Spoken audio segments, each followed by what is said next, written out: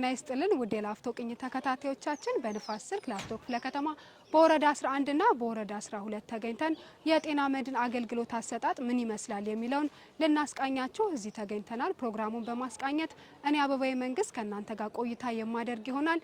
የጤና ሽፋን መድን አገልግሎት አሰጣጥ ምን ይመስላል የሚለውን ሊያስቃኙን እዚህ የንፋስ ስልክ ላፍቶ ክፍለ ከተማ ጤና ጽፈት ቤት ኃላፊ የሆኑት ወይዘሮ ቅርስነሽ ደጉ አገልግሎት አሰጣጡን ሊያስቃኙን እዚህ ተገኝተናል። ከፕሮግራሙ ፍጻሜ ድረስ አብራችሁ እንድትቆዩ የአክብሮት ግብዣችን ነው።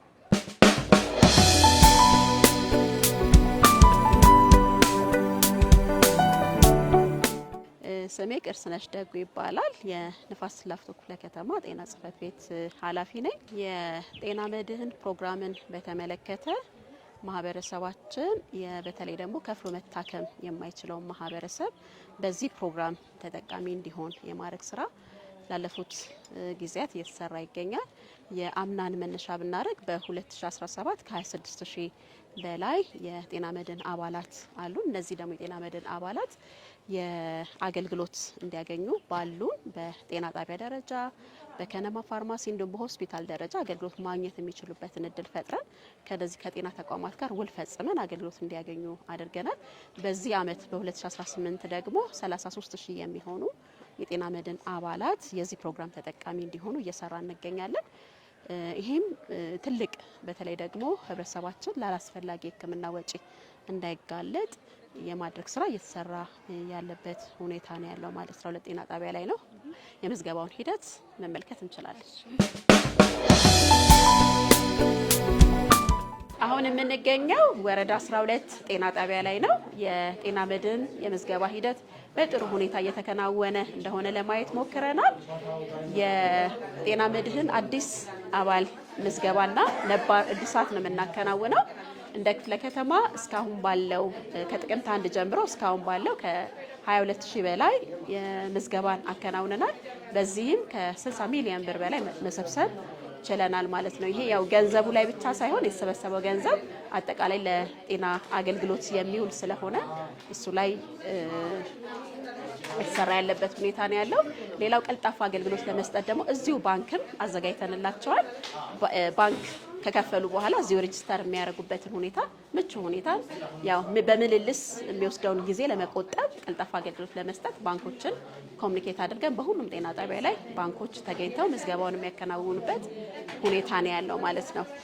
ስለዚህ አንድ ሰው የጤና መድን አባል ለመሆን ሲመጣ የነዋሪነት መታወቂያ ያስፈልጋል። ነባር ለመሆን ደግሞ ያው የነባር አባላት ደግሞ በየአመቱ እንደሚያድስ ግልጽ ስለሆነ በየአመቱ መጥቶ እንዲያድስ የሚደረግበት ሁኔታ ካልታደሰ አገልግሎት ማግኘት የማይችልበት ሁኔታ ስላለ ስለዚህ ህብረተሰቡ እስከ ህዳር 30 የምዝገባው ሂደት የምናጠናቀቅበት ወቅት ስለሆነ ይህንን አውቆ ቶሎ ብሎ የኢንሹራንስ ደብተሩን መያዝ እንዲችል ጥሪ ለማስተላለፍ እወዳለሁ። ምክንያቱም እንደ አቅሜ አዋጣለሁ እንደ ህመሜ ደግሞ እታከማለሁ የሚለውንም መልእክት ለማህበረሰባችን ለማስተላለፍ እወዳለሁኝ።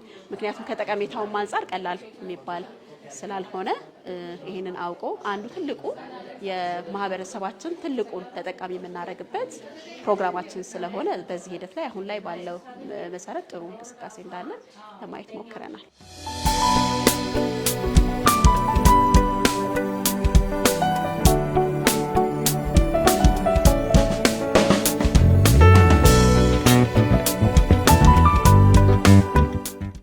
የምንገኘው ወረዳ 11 ጤና ጣቢያ ላይ እንገኛለን። አጠቃላይ የጤና መድን የምዝገባ ሂደት በጥሩ ሁኔታ እየተከናወነ እንደሆነ ተመልክተናል። ግን ደግሞ የመክፈል አቅምን መሰረት ያደረገ የጤና መድን ምዝገባ ከጀመርን ከጥቅምት 1 ጀምሮ ነው። አሁን ላይ ግን ወደ መጠናቀቅ ደረጃ ስለደረስን ማህበረሰቡ ይሄንን አውቆ እስከ ዳር 30 ነባር አባላት በወቅቱ እንዲመዘገቡና አዲስ አባል መመዝገብ የሚፈልግ የማህበረሰብ ክፍል ደግሞ መጥቶ እንዲመዘገብ ጥሪ ለማስተላለፍ እወዳለሁኝ። አጠቃላይ ግን በዛሬው ዕለት በተመለከትነው መሰረት ሂደቱ በጣም የምዝገባ ሂደቱ የተሻለ እንደሆነ ለማየት ሞክረናል።